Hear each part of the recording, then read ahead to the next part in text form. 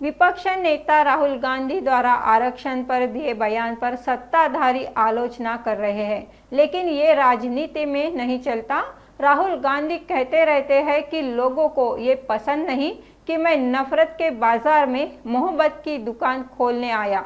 उन्होंने विदेश में आरक्षण के खिलाफ कोई बयान नहीं दिया। सत्ता में बैठे नेताओं द्वारा गंदी राजनीति की जा रही है, ऐसी प्रतिक्रिया शिवसेना ठाकरे गुट के प्रवक्ता आनंद दुबे ने दी।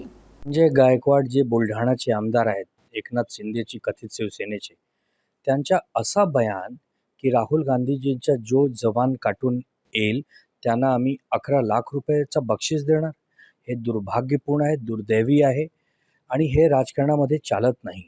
राहुल गांधी सतत म्हणत असतात की मी नफरतच्या बाजारमध्ये मोहब्बतची दुकान उघड्यासाठी आलो आहे। हे लोकांना हे चांगला वाटत नाही। हे लोकांनी तय केला आहे की राहुल गांधीची इमेज कसा खराब करायची आहे। राहुल गांधीजीने परदेशात आरक्षण विरोधी काही बयान दिला नाही।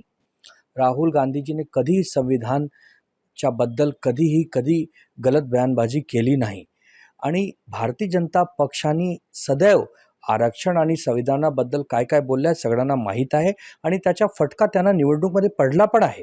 ह्या सगळ्यांना बघून ते राहुल गांधीच्या समोर जायला घाबरत आहे। त्यामुळे हे सगळं गंदी राजकारणी हे एक प्रकारचे गलिच्छ राजकारणामध्ये हे सगळे आले आहेत आणि हे सरकारमध्ये जे लोक बसले आहेत, गृहमंत्री, मुख्यमंत्री, हे सगळं कारवाई करत नाही संजय गायकवाडावर, म्हणजे आणखी दुर्दैव आहे की का ह्या सगळ्या बयानच्या मागे सरकार स्वतः आहे का? एक विद्यमान आमदार अशी कसा बोलू शकतो एक नेता प्रतिपक्ष साठी? आज राहुल गांधीजी एक सांसद मात्र नाही आहे, देशाचे लीडर ऑफ ऑपोजिशन आहे, नेता प्रतिपक्ष आहे, विरोधी पक्षाचे नेते आहे। पण ठीक आहे, निवडणुकीमध्ये जनता ह्यांना धडा शिकवणार आहेत, 100% शिकवणार आहे।